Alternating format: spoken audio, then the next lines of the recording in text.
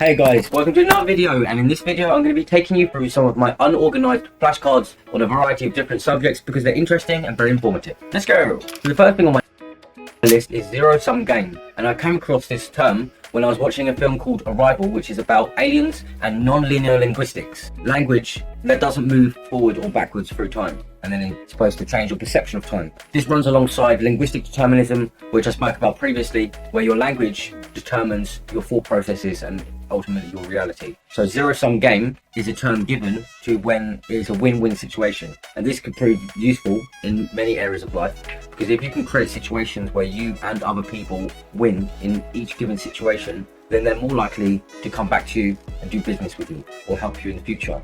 Being successful in life is not a win or lose. It's a zero-sum game, which means that the more people I help win and be successful in life, the more opportunities potentially I've got of becoming successful. The second thing on my card is 85 rule, 85% rule, and it's basically stating that you shouldn't really go past your 100% of effort mark, and instead try and maintain 85%, because that extra 15% of relaxation will put you in the sweet spot of highly effective performance. When you're running and doing things like this, different types of sports, if you're overly fixated on winning and losing, trying to give it your 100%, you're likely not going to be relaxed enough to perform as well as you could be. The next thing on my list is the 1,444 minute. Yeah, there is 1,444 minutes in a day, and this is good to know about, because if you could break time down, 24 hours in a day, 60 minutes in an hour, 1,440 minutes in a day. You could also start to look at the percentages, and you'll find out that 25 minutes in a day is only equivalent to around 2.53%. So if you wanted to just take a break and have a 25-minute burst of exercise or 25 minutes reading session to improve your mind or improve your body with exercise, you can do it with a clear conscience that is only going to be equivalent of 2.53% minus your sleeping time. The next thing on my list is the importance of measuring things numerically with numbers. I came across this when I was reading about a poker champion and how she was learning about cognitive biases, and the fact that when you're trying to make an assessment of if your day is good or bad, it is a lot better if you can start measuring numerically, saying from 1 to 100, how is your day going? Because then you can look at it more objectively to start making changes and see how you can actually make improvements and bringing that number higher or lower. It works in a similar way in comparison to runners, track runners. If you say a runner was running really fast, it's a very arbitrary term. But if you started measuring the distance and the speed in which they're running, or the numerical value of points in gymnastics, they give them a score out of 10, then you can objectively measure performance. Also, the number 7 you should not include when you're trying to get an appropriate response. This is because the number 7 can be a fallback plan of people. If you're trying to get someone to assess you 1 out of 10 on something, they could normally opt in for 7 because it's an easy way out of saying someone's not relatively bad, not relatively good. It's not 5% saying, it's not 5 out of 10 saying it's average. If you take out 7 completely, it helps people to say that either you're just around average or you're above average at something, without trying to worm their way into the number 7.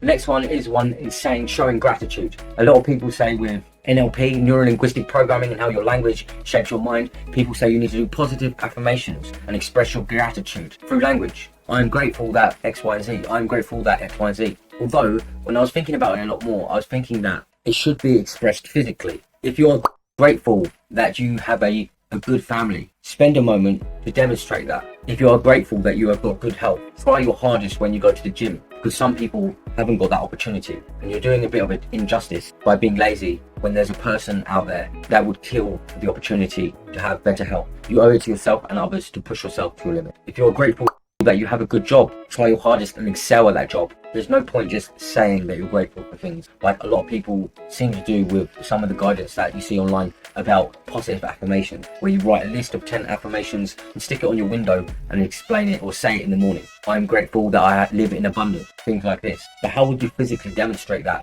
to the world? Because they say actions speak louder than words. Your demonstrations will speak infinitely louder than you just saying it once or twice in the morning.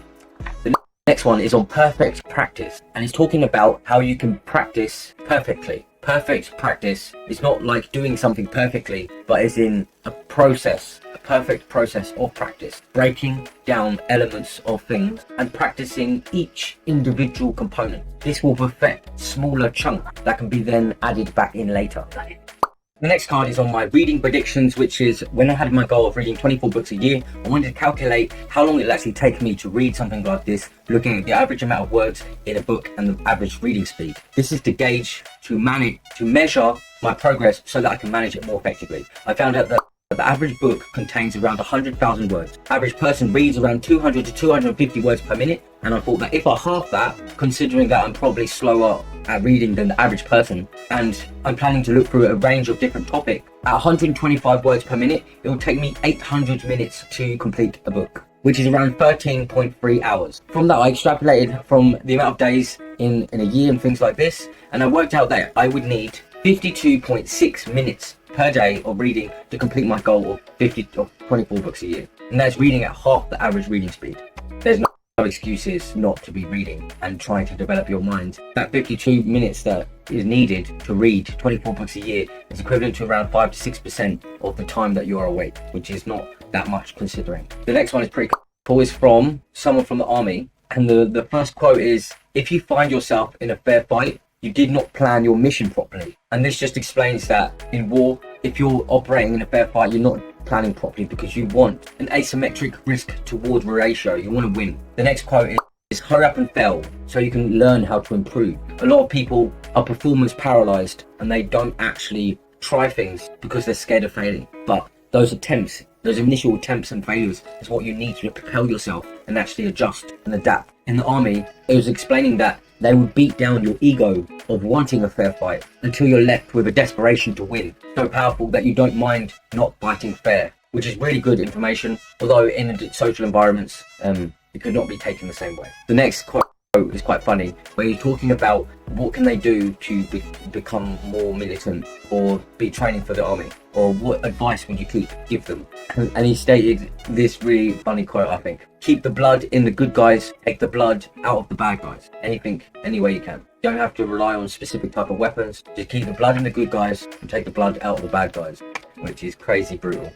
And the next one is on the death calendar, because we are all going to die one day, memento mori, and a death calculator, if you type it online, it can estimate how long you've got left to live. I've done some of this myself in the past, looking at the estimated average age life expectancy in the UK, considering that averagely men die around 64, something like this. I haven't got the exact number with me. Still got like 30 something years, so a lot of room to change and do things. Depends if you're countering the digressive state of mortality, neurodegenerative problems, physical problems, back pains, all sorts of things like this will slow down my rate of progress. So I won't be operating at the same speed throughout my life, obviously. The next one's called it's on red and blue team, and this is when you're starting a business or when you're up for debate or you're trying to make a concept more solid. You should split your team into two, red and blue team, and one is supposed to be fighting for the idea and the other person or the other team is supposed to be fighting against it. Unbiasedly, just put them into different groups and see how they can react, because then you can find potholes in each opposing side. In bigger companies, it's probably a lot more effective, but also in smaller companies, it could help them grow more effectively. Trying to get unbiased opinions and avoiding types of groupthink that happens when you work in groups of people. If one person is favoured over the other, maybe the ideas of the person that is more popular might seem more reasonable and more intelligent. The next one is say no to 1,000 good things so that you can say yes to the one great thing. There is nothing so useless as doing something effective that should not be done at all. Now when I read that, my immediate thought is making these YouTube videos is one of these 1,000 good things that is wasting my time and effort. There's many other things that I do that is considerably wasteful of my time, but I don't know what I really want to focus on singly, start to disregard all the other things.